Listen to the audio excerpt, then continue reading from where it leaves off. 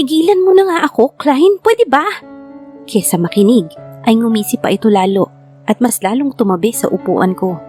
Napahilot na lamang ako ng aking sentido at hinarap ang mapanuri at mapangasar na ngiti ng team ko. It's been what? 2 days after that confrontation at hindi na niya ako tinigilan matapos nun. He occasionally stays on my station to freaking look at me. Ang masama pa, nai-issue ako. I've learned my lesson about this kind of things from my past company at ayoko nang maulit pa yun. Not on my watch. Padarag kong binaba ang mouse ko sa kasinamaan ng tingin ang lalaking nakatuon din ang pansin sa kanyang laptop. Ginawa na niyang opisina ang station ko at ayaw na ayaw akong lubayan. He's becoming this stubborn and freaking child brain guy. Childish fucker. Klein, don't you have your office? Nagkibit balikat ito. Maingay dun. Tinaasan ko to ng kilay. Ano siya? Gago? Mas maingay nga dito dahil production floor to, hindi private room. Open area ang station namin at accessible sa mga agents namin. Eh ano pa dito? Sambit ko. He remained silent at hindi na ako pinapansin, kaya mas lalong kumulo ang dugo ko. Pabalang kong sinara ang laptop at sinamsam ito kasama ng ibang gamit ko. Alam mo?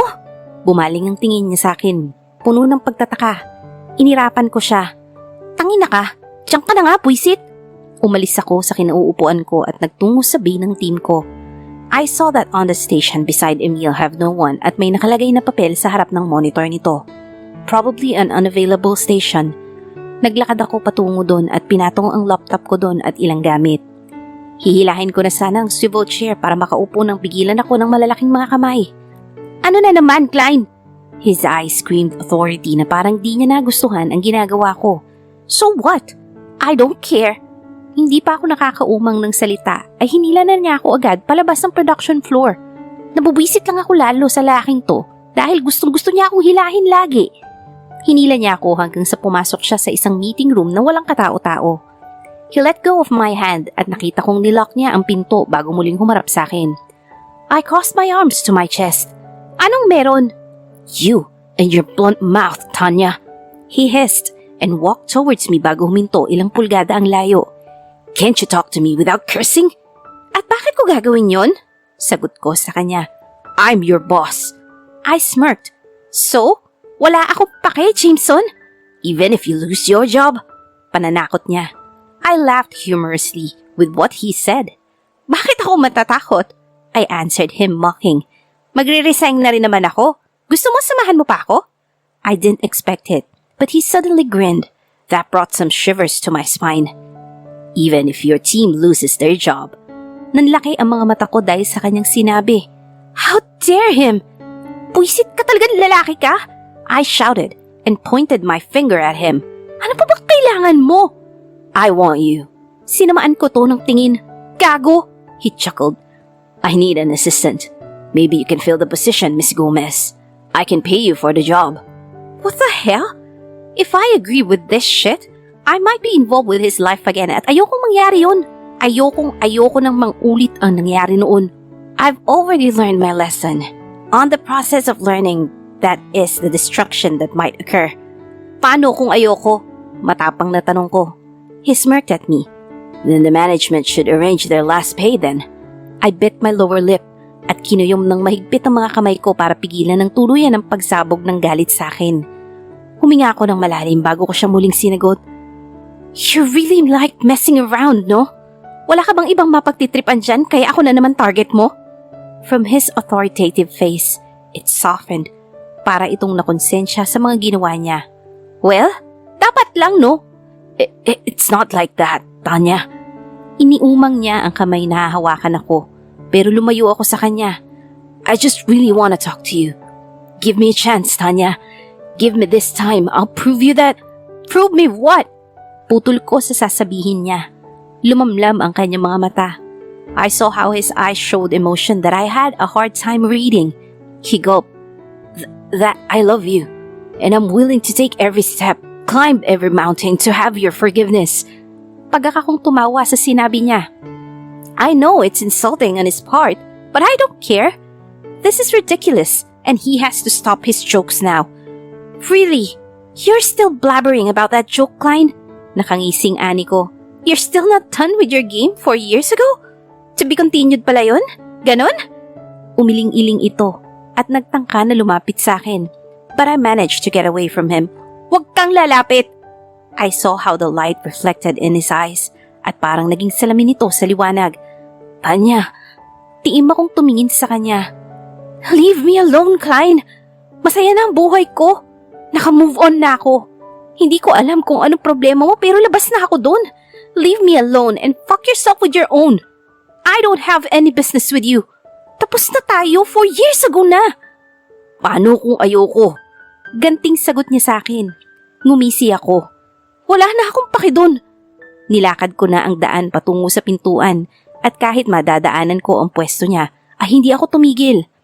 I was about to pass by him when he grabbed my arms.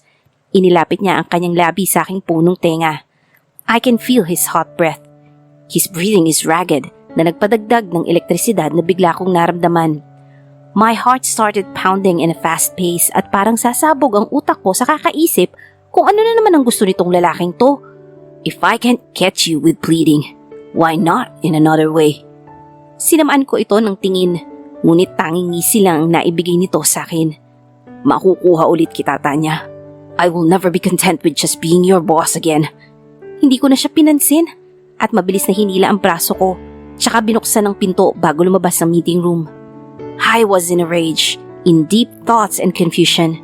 Again, he made my mind to be in conflict because of him. Kesa dumiretso sa bay ng team ko, ay nagtungo ako sa comfort room at sinara ang pinto nito at nilak ito. Nagtungo ako sa isang cubicle at sinara to.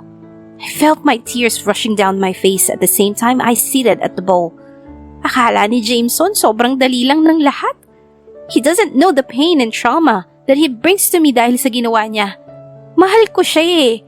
4 years passed pero eto, siya pa rin ang lalaking nasa puso ko. Until now, hawak-hawak niya pa rin ang puso ko. He's still the owner of this stupid heart who keeps on aching for him for the past years. He doesn't know how many tears fell out of my eyes when thinking of him. He doesn't know how many times I felt like a dead person when waking up in the morning. Hindi niya alam dahil nagpakasaya siya kasama ang fiancé niya. He doesn't know because he's the reason for my pain, my tears, my agony. Bakit kasi bumalik pa siya? Bakit nagpakita pa siya? Huminga ako ng malalim at hinayaan ang mga luha na patuloy sa paglabas. At least for now, I'll let myself drown in pain. Kahit ngayon lang. Ngayon lang. TL, early out ka ulit? Tipid akong ngumiti at marahang tumango. Nagpaalam ako sa OM namin at nag-file ng early out. Biglaan kaya nagalit si OM pero wala naman siya magagawa. I have the clinic records to back me up. Ilang araw na ring masama ang pakiramdam ko. At sa ilang araw na yon ay walang Jameson Klein de la Riva ang nanggugulo at nagpakita man lang. Oh, diba? Kahit ayaw mo, Tanya, umasa ka na naman? Para saan? Sa wala. Pinipigilan ko ang pagkawala ng luha na kanina pa gustong lumabas sa aking mga mata. Heto na nga ba sinasabi ko eh. Kaya ayoko na eh. Nasasaktan na naman ako eh. Parang pinipilipit ang puso ko dahil sa sakit. Nang maayos ang gamit ko ay lumabas na ako ng production at bumaba para kunin ang gamit ko sa baggage area. After that ay nagtungo na ako sa pinakababa para lumabas ang building. Para akong lantang gulay dahil sa nararamdaman ko. I've been crying for 4 straight days. Puyat, pagod, stressed at emotionally unstable ako. Para akong sabay-sabay na pinaparusahan kahit alam ko namang wala akong ginawang kasalanan. Am I cursed to be miserable like this? Huminga ako ng malalim sa kanilakad ang daan patungo sa sakayan. Huminga ako ulit ng malalim, saka dire-diretso lamang ang lakad. Patawid na ako sa daanan ng mga sasakyan papasok ng premise dito sa Centris when a light from my left side caught my attention. Naramdaman ko ang paninigas ng aking katawan when I saw a car approaching where I am standing. Dinig na dinig ko ang malakas na pagbusina nito, but nonetheless, my body doesn't want to cooperate. Move, Tanya, move! Mabilis ang naging pangyayari. I just felt the big impact of the car when it hit my body. It brings an unbearable pain on me. Umiikot ang paningin ko, and noises are everywhere. I found myself being lifted. My sight loses its color. and everything becomes pitch black. Did you talk to her already? Jameson gazed at the cold glass poured with a hard glass of liquor that can instantly drain your throat because of its flavor. Jameson shook his head lightly and heaved a sigh. I tried, but she's really angry with me. She doesn't even want to see an inch of my existence. His answer to his brother Johnson. His friend Mackenzie smirked. You cannot expect her to be nice to you, though. Jairo nodded. Precisely. Over the years, many things happened, but one thing never changed. His heart. There's so many things that have happened for the past few years he's away from Tanya. He admit he was a jerk. He hurt her and even pushed her away in the harshest way he can think of. Wala siyang choice. He have to solve the problem without including Tanya. Ayaw niyang madamay to. He drank the liquor straight at agad binaba ang baso. He can taste the bitter taste of it at sobrang lakas ang tama nito sa kanya dahil matapang itong uri ng alak. So, Jackson poured whiskey on his glass. What's your plan? You fucking pleaded with me to buy the Allure Solution stocks, but you will be the one to handle the company because of your girl. No, Jackson.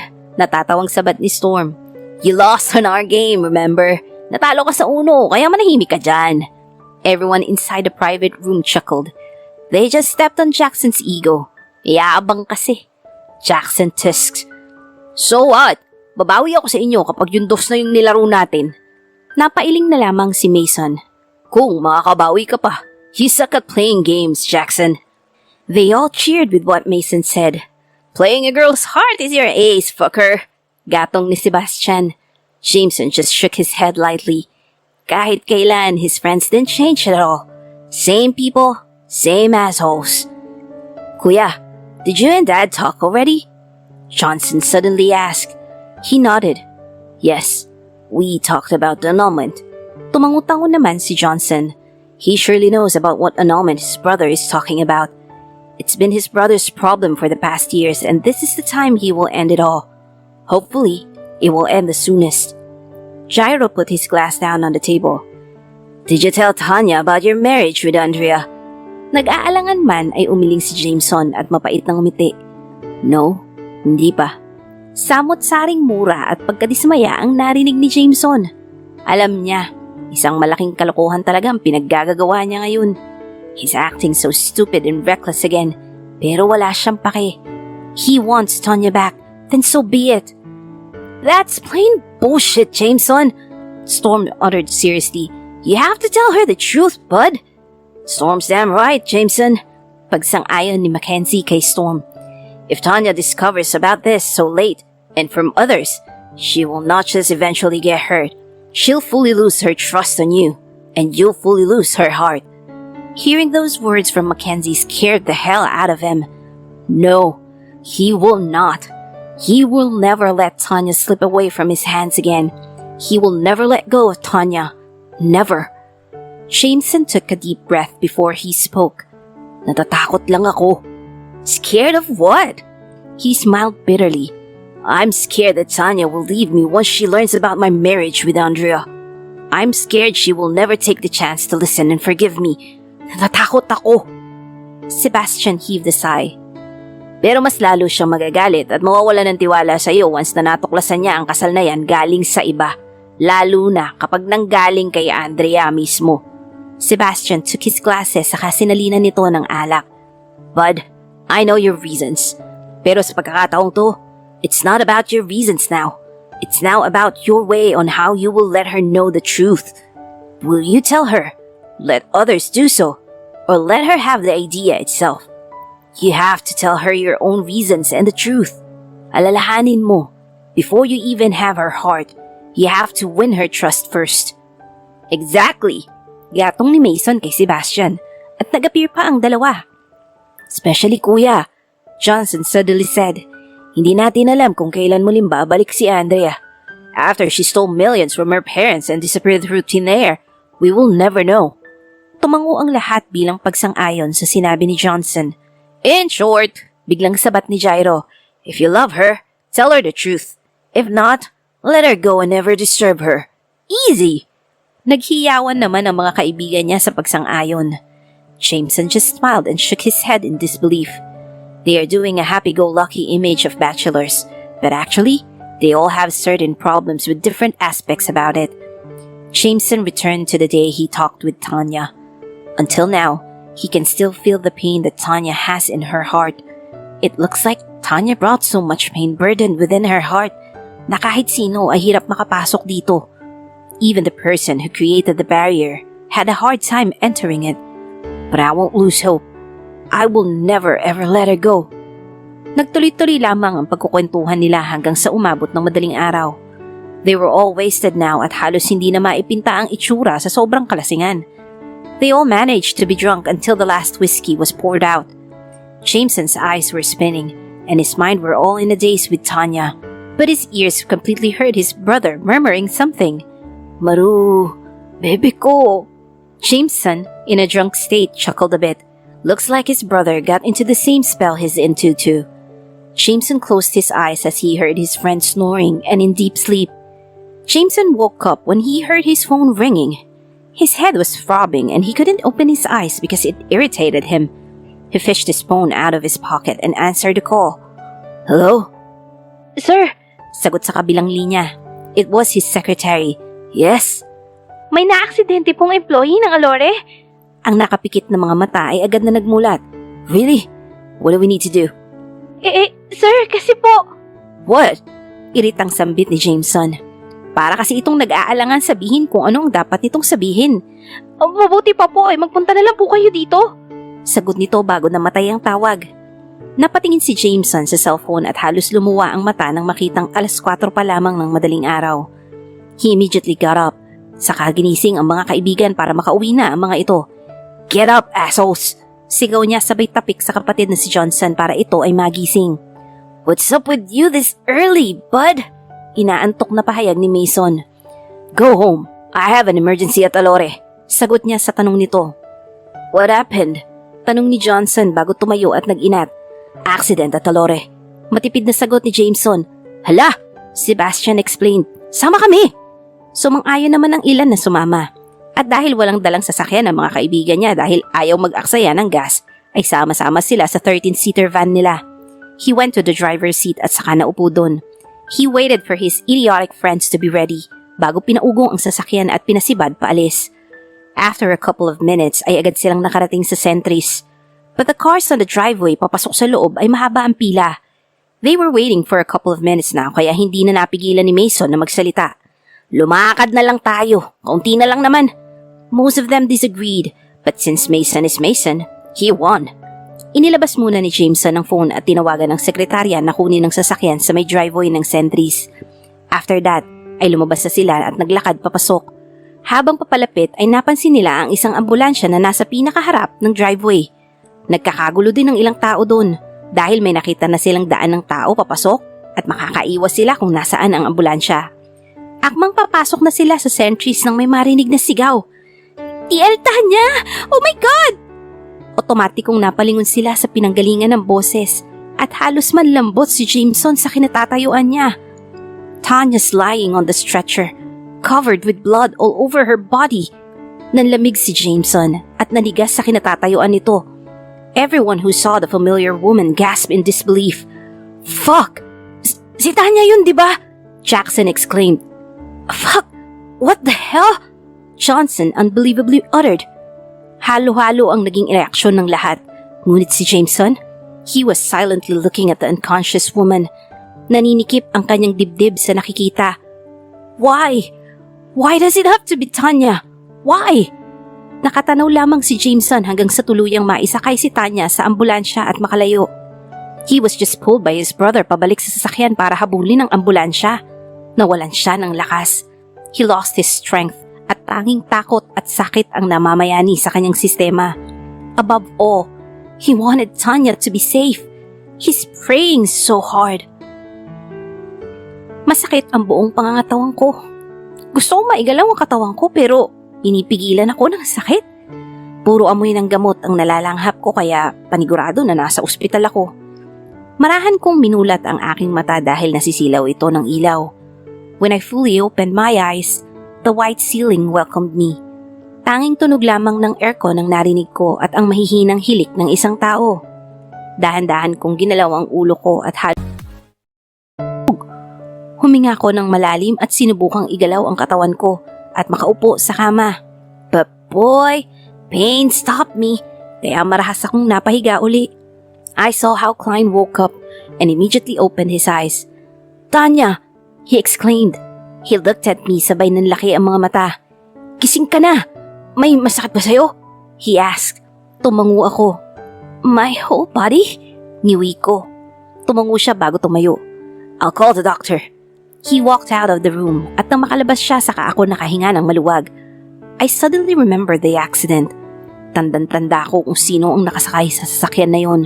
She intended to hit me or kill me. Hindi ko alam kung bakit niya nagawa yun. Wala akong natatandang na agrabyadong tao para gawin sa akin yun. Andrea, Klein's fiancé, or maybe not. She was the one who hit me. Malayong malayo pa ang sasakyan at sa totoo lang ay pwede pa niya itong maihinto para hindi ako masagasaan, nor makaatras man lang ako. But she instead intended to hit for whatever reasons she has. I know connected to kay Klein. Natigil ako sa pag-iisip ng katanungan at kasagutan nang biglang bumukas ang pinto at iniluwanan si Klein. Kasunod ng doktor at nurse na tinatawag niya. The doctor asked some questions about my being and how I felt. Pinaalalahanan niya rin ako na kailangan kong magpahinga at huwag puwersahin ang sarili. Nagkaroon ng balian pa ako, pero hindi naman ganun kalala. I just need to rest and be mindful of my actions. Madami din akong pasa, lalo na sa mukha. The culprit does really hate me to make sure I have this kind of wounds. Andrea might really hate me for what damn reason? Her vitals are stable. Hindi lamang maiiwasan ang severe body pain na nararanasan niya dahil matindi ang impact ng pagkakabangga na nangyari.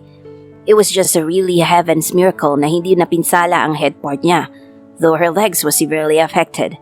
The doctor sighed, saka napatango saka tumingin sa akin bago muling bumaling kay Klein na siyang kausap niya ngayon. Anyway, she still needs to undergo some tests, so she has to stay here for a couple more days.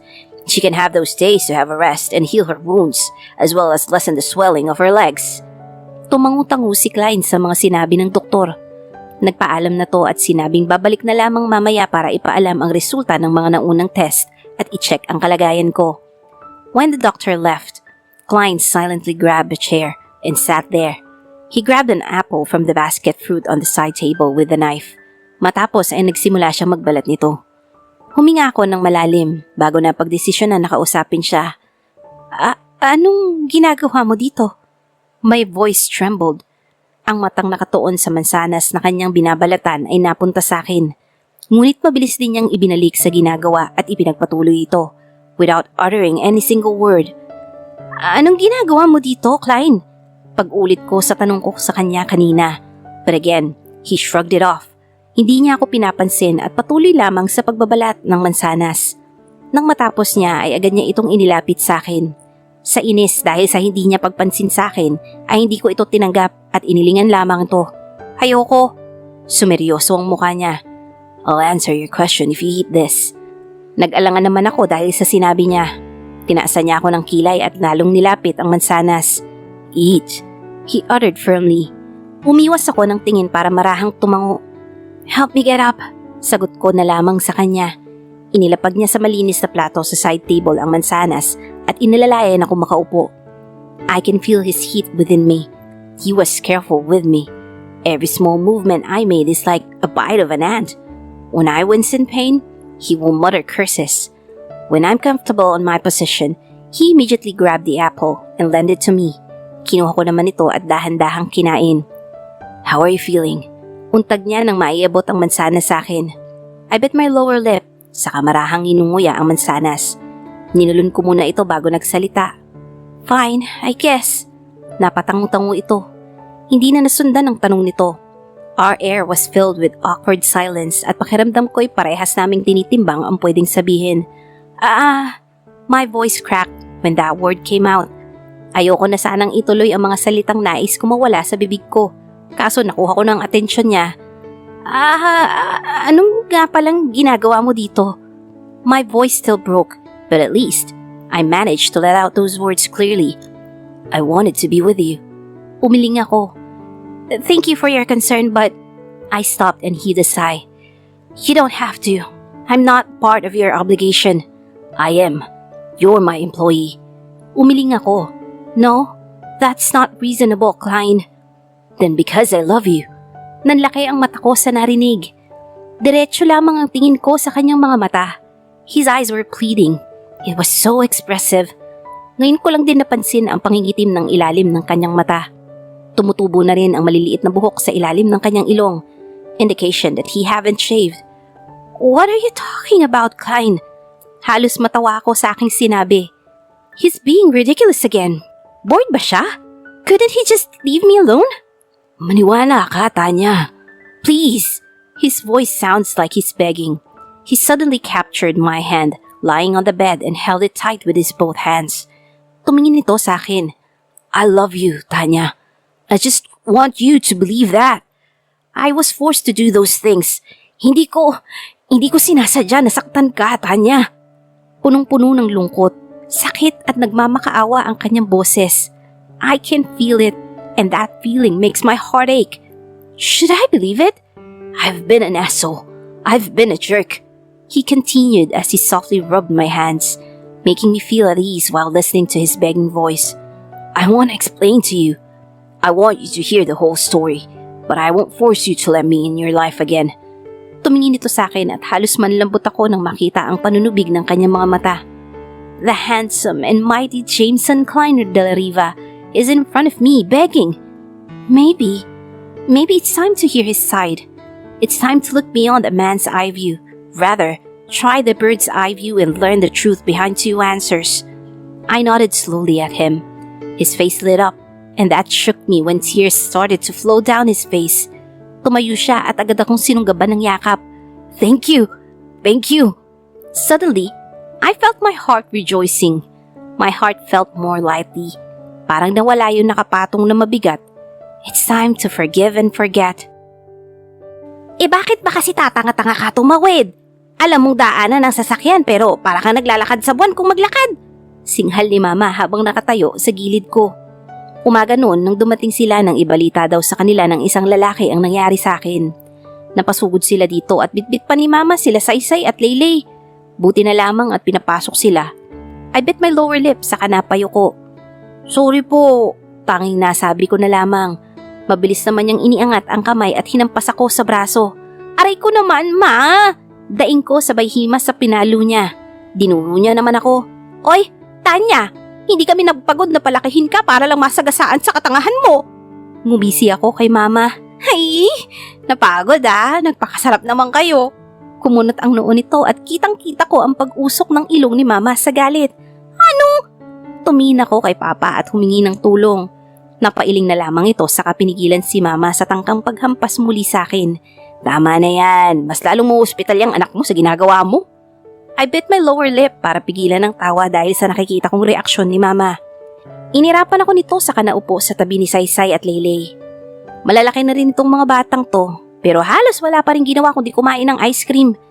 Hindi kaya sakitan ng tiyan yung dalawang yan, Ma? Inista sabi ko habang nakatunghay sa dalawa na halos magpatayan sa isang galon ng ice cream. Ay nako, hayaan mo na. Alam mo naman pampatanggal stress daw nila yan. Ani Mama habang inaayos ang nagulong buhok ni Laylay. Napangiwi naman ako sa sinabi niya. Langya. Elementary student pa lang nai-stress na. So ano pag nagtatrabaho na, suicidal na, nasa last stage na, ganun. Napailing na lamang ako at napabuntong hininga bago bumaling sa side table ko at kunin ang phone ko. Kinuha ko ito sa kabinuksan. I saw a message on my notification kaya pinindot ko ito para basahin. From an unknown number. How are you? Kunot ang noo ko dahil hindi nakaregister ang number sa contacts ko. I replied back. Who are you? Matapos ko mag-reply ay nag-open ako ng free data sa kabinuksan ng Facebook Messenger app ko. Bumungad sa akin ang sandamakmak na private messages. Nangunguna ang GC ng team ko. Nasa 100 plus ang nakalagay na messages dito. I clicked the chat box and it popped with a conversation na pinag-uusapan ng mga ka-team ko kagabi. PM kasi nakalagay kasunod ng oras kaya nalaman ko na kagabi. Emilande at TL Tanya Gomez. Balik na! Rustica, Maharot ka at Emilande. Binukot ng Team Tanya Gomez. Miss na ng team yung kaingayan mo at TL Tanya Gomez. Angela lang taon. Miss ka na daw ni at Emmy Lande at TL Tanya Gomez. Geraldine Margarin. Oo nga, laging muntik makazero yang si at Emmy Lande dahil wala ka at TL Tanya Gomez. Xiao Pao. Oo nga, kami pinahihirapan ng mga bata mo at TL Tanya Gomez. Emmy Lande. Grabe kayo at Rustica at Geraldine Margarin at Angela ng taon. Emmy Lande. Mga mang-aaway. Soon to be Mrs. Christine. Ganun talaga at Emmy Lande, crush mo kasi si TL. Sabi mo nga liligawan mo siya eh. Charlie Puth. Ay, shoot ang inangers. Malalande. Galingan nyo na munang mag-handle ng calls bago lumande. Lalo ka na at Emmy Lande. Angela ng taon. Ha ha ha ha. Pochi. Iwasan muna sap ko bago lande at Emmy Lande. Emmy Lande. Grabe kayo sa akin. Bakit nung una ako naman yung nakaka-100, tas ngayon nagtaghirap ako, itatapon nyo na lang ako? Emmy Lande. Hoy, sumagot kayo mga walang ya kayo. Daddy-o at 40. Ang ingay ng mga bata. Get well soon at TL Tanya Gomez. Napailing na lamang ako sa naging pag-uusap ng mga ito. Kahit kailan talaga ay trip nila pagtripan si Emil. Matagal ko nang naririnig yung biro-biro nila na crush daw ako ni Emil. Actually, mas matanda pa nga yun sa akin. Pero kahit ganun, basing on how they say those words, mahahalata naman na biro. I consider Emil like an older brother at mabait siya. Actually, lahat sila. Naramdam kong nag-vibrate ang phone ko at nag-notify na may bagong message. Pinindot ko ito sa kabinasang mensahe. From the unknown number. Klein. Nanlaki ang mata ko sa nabasa. At saan naman nakuha ng hinayupak na tong number ko? Isa pa, grabe ang tipid niya mag-reply. Nagtitipid ba to ng letra? Napailing na lamang ako saka nag-reply sa kanya. To unknown number. Anong kailangan mo? I tapped send and after seconds, the message was immediately sent. Pinatay ko na ang phone ko sa kanila pag sa side table. Nilingon ko muli ang pwesto nila mama only to see her cleaning my siblings up. Mukhang uuwi na rin sila. Tumayo si Papa mula sa pagkakaupo sa isang upuan saka humarap sa akin. Alis na kami ng mama mo, Tanya. Sigurado kang okay ka lang mag-isa dito? Tipid akong umiti at tumango. Opo, kaya ko na sarili ko. Tumango ito. Siya at uuwi na kami. Walang naiwan sa 3 mong kapatid. Mamaya dumanak na ang dugo sa tinalupan. Natawa naman ako sa sinabi ni Papa. Totoo naman kasi, kung mag-awa yung 3 yun, kala ko World War ang sisimulan. Kinausap muna ng doktor si Papa at sinabi na pwede na ako makauwi after ma-confirm na maayos na ako. Pwede naman daw na sa bahay na lang ako magpahinga. Pero wag muna i-force ang sarili na magtrabaho, lalo na ang lumakad masyado. The bill was already settled dahil pinaasikaso na ito sa healthcare benefits na meron ako. Part of my benefits as an employee of Alore. Nagpaalam na sila saka lumabas ng kwarto ko. Kinuha ko ang bottled water na nasa side table nang biglang umalingaw-ngaw ang phone ko. Kinuha ko ito at hindi tiningnan ng caller na sinagot ang tawag. Hello? Baby. Napakagat ako ng labi at pigil ang pagsilay ng ngiti ko nang marinig ang baritonong boses ni Jameson. He has this soft but baritone voice that every woman wants to hear every day. I gulped before answering. Yes? I stuttered. Can I go there? His soft voice is tickling me. Bumabalik yung kakaibang pakiramdam na nararamdaman ko sa kanya noon. It's coming back and nothing is stopping it. Kusa na lamang itong nagparamdam sa akin. Huminga ako ng malalim at tumango kahit hindi naman niya nakikita. Sure. Maybe it's time for us to talk. Nagpaalam na ito at ibinaba ang tawag. Muli akong huminga ng malalim at inilapag ang phone ko sa side table saka umayos ng upo. I felt my heart beating at a fast pace. Medyo OA, pero hell, kinakabahan talaga ako. I bit my lower lip saka dinampot ang cellphone ko para magsalamin. I look okay. Medyo magulo lang ang buhok at kita ang walang kulay kong labi. I bit my lips para mabigyan ito ng mapulang kulay kahit papano. Inayos ko rin ang buhok ko. Muli akong tumingin sa screen ng phone ko na ginagamit kong salamin. Wait, why am I even looking forward to looking beautiful in front of him? Mabilis kong binalik ang cellphone sa side table at nanahimik na lamang. Kumalma ka, Tanya. Si Jameson lang yan. Tama, si Jameson lang yan. Marasa kong bumuga ng hangin and pat my chest to help me stop this raging nervousness I am feeling. Mayos ka nga, Tanya. Ano ka? Atat na makita siya? Sit ako sa aking sarili. I pouted my lips saka huminga ng malalim. When I diverted my mind, medyo nag-relax naman ako. Nakatingin lamang ako sa may pinto nang bigla itong bumukas at bumungad ang nakangiting mukha ni Klein. He was all smiles while entering the room with a bouquet of flowers in his hands. Nang makalapit ay agad itong iniabot ang bulaklak na hawak ko. I smiled a bit. Salamat dito sa bulaklak, sambit ko matapos abutin ito at hawakan. I saw the big stems of sunflowers at napakarami nito. Napakamahal nito. Napatingin ako sa kanya and I saw him scratching his nape. I'm not sure with the flowers you like, so I assume this will do because Johnson said every woman loves sunflowers. I snorted with what he said. Paliw? But thank you for this. He smiled saka kinuha ang upuan at umupo doon. Tumahimik muli ang kapaligiran at sobrang awkward talaga dito. Tanya. Napalingon ako sa kanya. He cleared his throat at nag-aalangan pa ata na magsalita. Can we talk about us now? Calm and no anger. Huminga ako ng malalim saka tumango. Tama naman din siya. Sa tuwing sinusubukan niyang magpaliwanag sa akin ay puno lamang ako ng galit. Sarado ang isip at puso ko sa mga paliwanag niya. Natatakot lang kasi ako. He still indeed has this special place in my heart at hanggang mayroon siyang ganong papel sa akin, my heart and mind will always go and believe him. I will always go back running to him. Ngumiti siya at kita ko ang saya sa kanyang mga mata. Our eyes stayed looking at each other. Para itong nag-uusap at hinahanap-hanap ang presensya ng matagal na nawala. Nagulat na lamang ako nang maramdaman ko ang paglapat ng kamay ni Jameson sa kamay ko. He held it and squeezed it. I miss you so much, Tanya. Madamdaming pahayag nito. He caressed my hands. I miss your voice, your face, your presence. Everything about you makes me crazy. And I almost lost my sanity after losing you, baby. Lumamlam ang mata ko dahil sa mga narinig sa kanya. I can't feel it.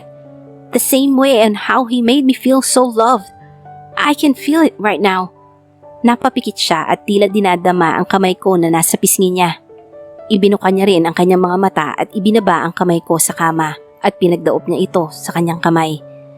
I've always been in love with you and I need to do that for the sake of my family and yours.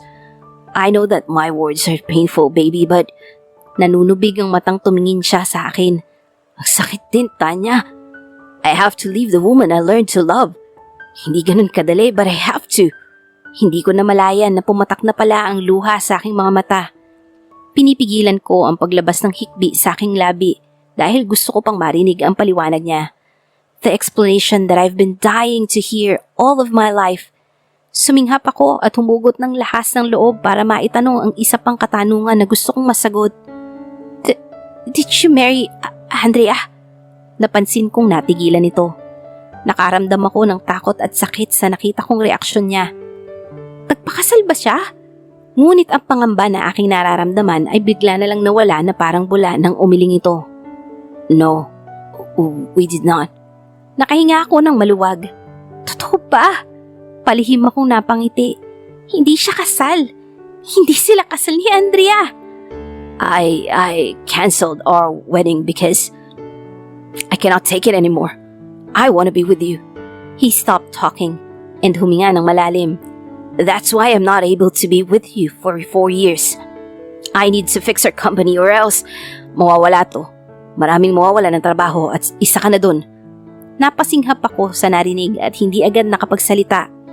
I heard him chuckle and smiled bitterly. Pero nahuli na rin ata dahil nabalitaan ko na umalis ka nang walang paalam. Hindi ka na bumalik pa matapos ang araw na yun. His voice was in pain and it trembled in every word he just said. Napayuko siya at umiling. I don't know if I still deserve a chance from you. Nanginginig ang boses niya. Pero I promised myself that if you still can accept me, then I will do everything to make you accept me again, to make you stay with me. Tumingala ito at sinalubong ang mata ko with a sign of hope flickering in his eyes. Can you give me a second chance, Tanya? Nanlaki ang mata ko, but conflicting emotions are running amok inside of me. I thought of the what-ifs, the assurance. I nodded at him and smiled a bit. I truly love him. Until now, he's still the one reigning in my heart, who owns me and my soul. You can go home now, Miss Gomez. Just don't overwork yourself and rest for a while. I recommend a 2 to 4 days rest before you go back to work. Reresetahan na lamang kita ng gamot na makakatulong bumilis ang pagbalik sa normal ng katawan mo, okay? Tumango ako saka ngumiti sa doktor. Ngumiti rin ito at hinarap si Klein na nakakunot ang noo habang nakamasid sa amin. Kinausap pa si Klein ng doktor bago ito tuluyang lumabas at naiwan kaming dalawa sa loob ng silid. You will be discharged later, so I will just drive you home. Umiling ako. Wag na, baka busy ka. Saka malapit lang ang tinutuloyan ko dito. I don't live with my parents anymore. Kumunot ang noo niya at taka akong tiningnan. You live alone? Saan ka? Napaiwas ako ng tingin. Diyan, sa may malapit sa UB Plaza. I saw on my peripheral vision that he just nodded with my answer like he was satisfied. I cleared my throat saka muli siyang tiningnan. Magko-commute na lang ako. Malapit lang naman like what I said. Sumeryoso ang mukha niya at parang di nagustuhan ng sinabi ko. Galit siya? No. Madiin na sabi niya. After what happened to you, sa tingin mo hayaan ulit kita na umuwi mag-isa? Hell no! Napabuntong hininga siya bago lumapit sa akin. He suddenly held my chin at iniangat ito daan para magtama ang aming mga mata. Our faces are inches away from each other at kaunting lapit pa niya ay magtatama ang mga ilong namin. Ang kabilang kamay niya ay humaplos sa aking kanang balikat. I will never give you any % of chance of you getting hurt again. His husky voice filled my ears. His voice is full of sincerity, love and pain. He sounds so scared. Marahan akong tumango at sinalubong ng buong tapang ang kanyang mga mata. Again, our eyes talked with each other, using their own language. Parehong nangungusap at may mga mensaheng nais iparating na hindi kayang masambit ng mga labi. Unti-unti ay lumapit ang kanyang muka at bago pa man lumapat ang kanyang labi sa akin, ay pumikit na ako. I felt his hot and soft lips pressing mine. Para akong nasa alapaap. It was such a cloud nine at tila hindi ko na nanaising umalis dun. I don't wanna be away from Klein's lips. Unti-unti ay gumalaw ang labi niya na agad ko ring sinabayan. We both moved our lips with the same rhythm and movements. His both hands hold my shoulder while I wrap my hands to his nape, deepening the tender and hot kiss we are sharing. Suddenly, he bit my lower lip at tila nanggigigil pa to. Dahilan upang lumabas ang ungol sa aking labi at pagbuka ng aking labi.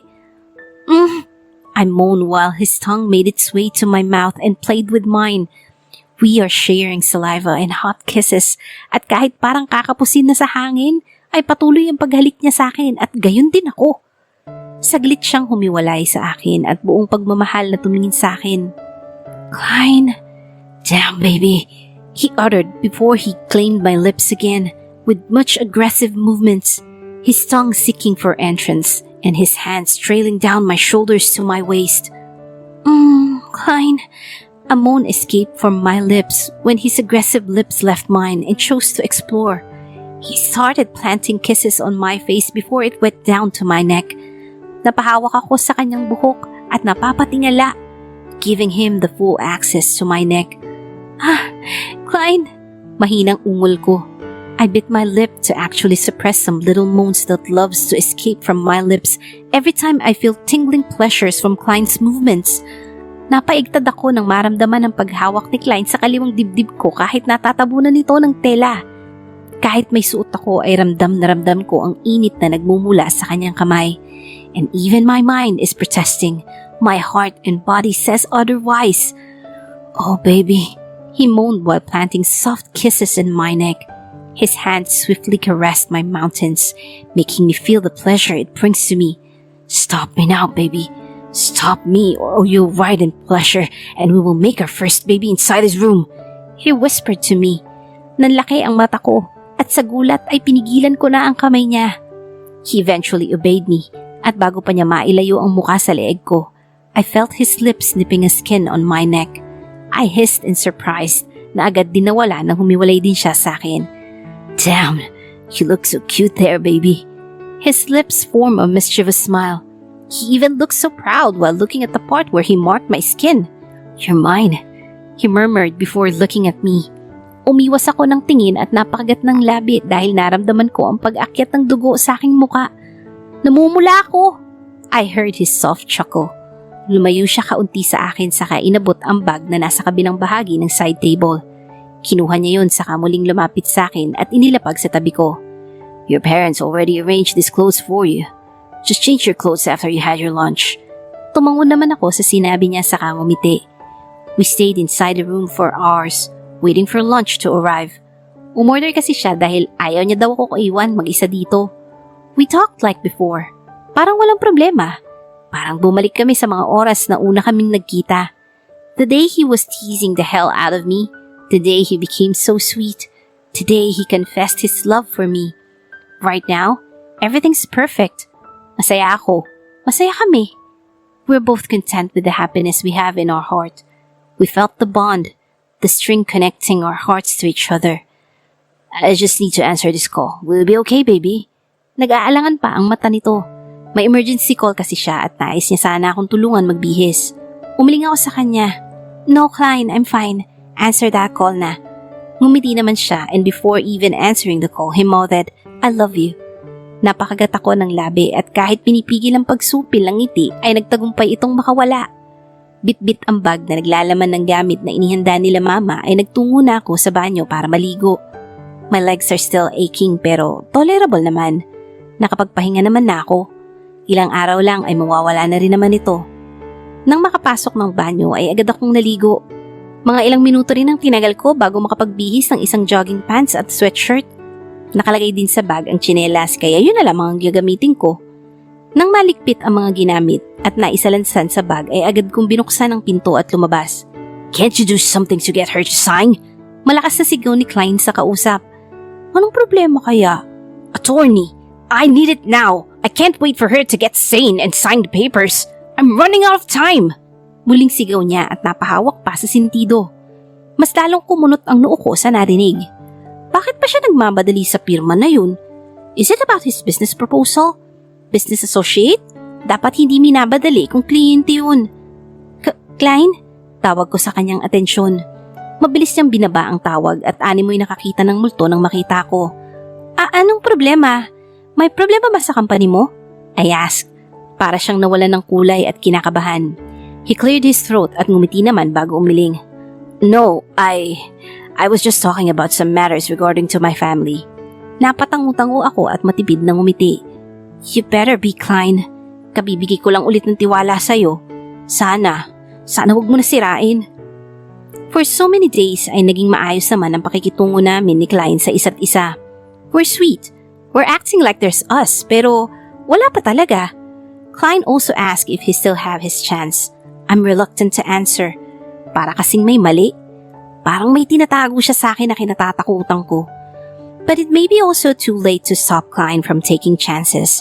He's doing his usual moves.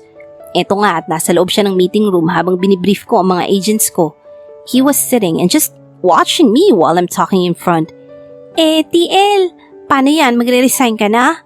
Malungkot na tanong ni Geraldine nang sabihin ko yung about sa salo-salo na mangyayari. Napatingin sa akin si Klein at parang nagulat sa narinig. Ngumiti ako kay Je. Actually, huminga ako ng malalim saka tumawa. Hindi na ako magre-resign.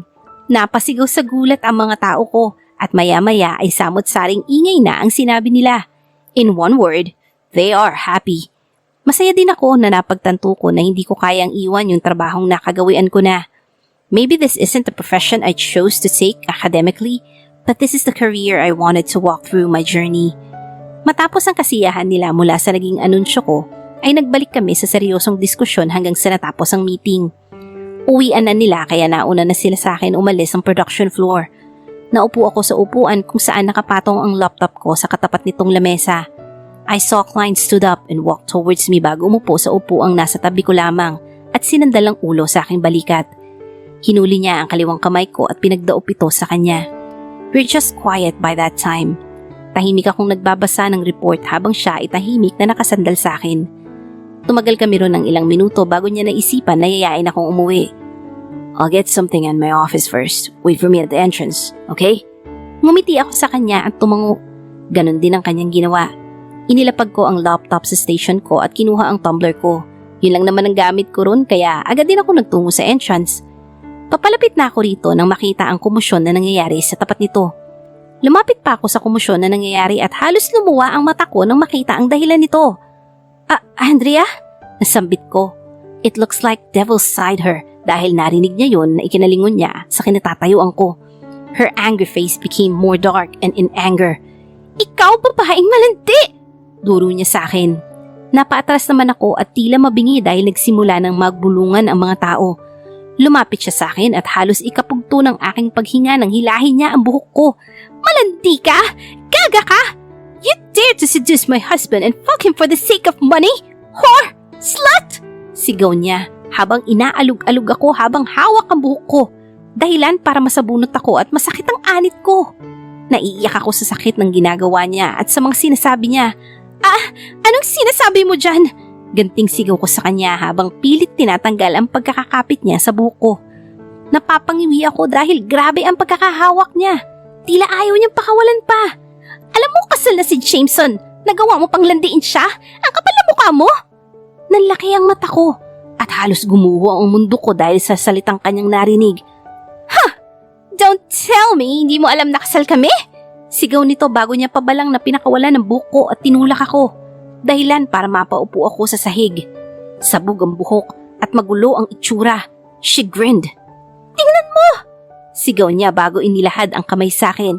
I have our wedding ring as proof. At kung hinahanapan mo ng wedding ring si Jameson, wala. Tinatago niya dahil ayaw niyang malaman mo na kasal kami. Nanlaki ang mata ko at tuloy nang umagos ang luha mula sa aking mata. Totoo bang lahat ng to? I know, hindi. Hindi! No! No! Tanya! Napalingon ako sa lalaking naging dahilan na naman ng muling pagluha ko. From his raging breath is the expression of a guilty person. Umiling-iling si Klein at tila sinasabi na huwag akong maniwala sa sinasabi ni Andrea. Ano ba? Kanino ba ako maniniwala? Sa sobrang kahihiyan, sakit at pagkabigo na nararamdaman, ay agad akong tumayo at umalis sa lugar na yun. I heard Klein calling my name and Andrea interrupting him.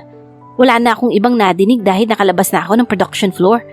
Agad akong dumiretso sa elevator pero walang available. Baka maabutan pa ako ni Klein. Tumalima ako agad at nagtungo sa emergency staircase at doon dumaan para makaalis agad. Nasa ikatlong bahagi pa lamang ako nang may malakas na kamay ang pumigil sa akin at hinila ako bago yakapin. Nagpumiglas ako ngunit hinigpitan lamang niya ang yakap niya sa akin. Wala ako nagawa kundi umiyak at ilabas ang sawa ng loob ko sa kanya. Ang sakit! Sobrang sakit! Para akong pinipilipit sa sakit sa nararamdaman ko. Baby, he whispered while hugging me so tight. Patawarin mo ko, Tanya. I'm so sorry. Napailing na lamang ako. His cries suddenly became louder. Umaalog ang kanyang mga balikat at ramdam ko ang pamamasa ng aking damit. I'm sorry. I'm sorry, baby. Don't leave me. Huwag mo kong iwan, Tanya. Hagulgol nito. Wala akong naging imik at hinayaan lamang siyang umiyak sa akin. Hindi ko na alam, Klein. Hindi ko na alam. Let go of me, Klein. Mabilis itong umiling saka mas lalong humigpit ang pagkakayakap sa akin. No! No, Tanya! I can't!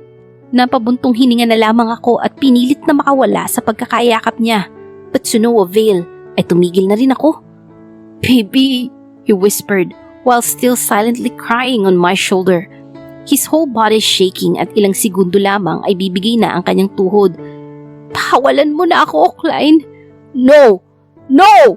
Sigaw niya. Buong lakas akong kumapit sa tagiliran niya at buong lakas siyang tinulak.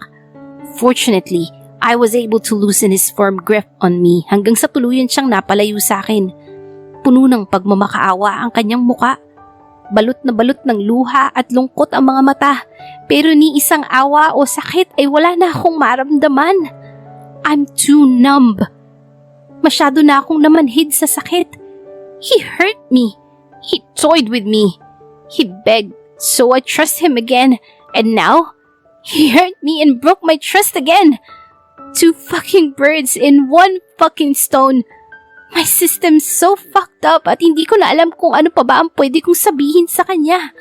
I just wanna get away from here. Gusto kong lumayo sa kanya at huwag nang magpakita. Alam mo bang ginawa mo, Klein? Nagsimulang tumulo muli ang mga luha ko habang pilit nilalabas ang salitang nais kong sabihin. Nagsinungaling ka sa akin. Niloko mo ko. For the second time around, pinaglaruan mo na naman ako. Umiling-iling siya habang patuloy sa pagtulo ang kanyang mga luha. No, Tanya. His voice was in pain. And so am I. Sinubukan niya akong lapitan but I was quick to get away from him. Nagtungo ako sa may hagdan at inilingan siya. You're such a player, Klein. You never let someone win. Gusto mo, ikaw lagi. Sambit ko na may nanginginig na boses. Mabuti na lamang ay malinaw ko pa rin yung nasabi. I cleared my throat bago muling nagsalita. Fine, ikaw na ang panalo. Congratulations! Huminga ako ng malalim. You will never have me again. Nanlaki ang kanyang mata at halos pang hinaan siya ng loob. His face are full of tears, ngunit kasabay nun ay ang pagbahid ng sari-saring emosyon sa kanyang muka. Pain was evident on his face. Unti-unti siyang umiling bago muling rumagasa ang luha. Pasuray-suray siyang naglakad palapit sa akin at akmang aatras ako nang bigla na lamang siyang lumuhod sa harap ko.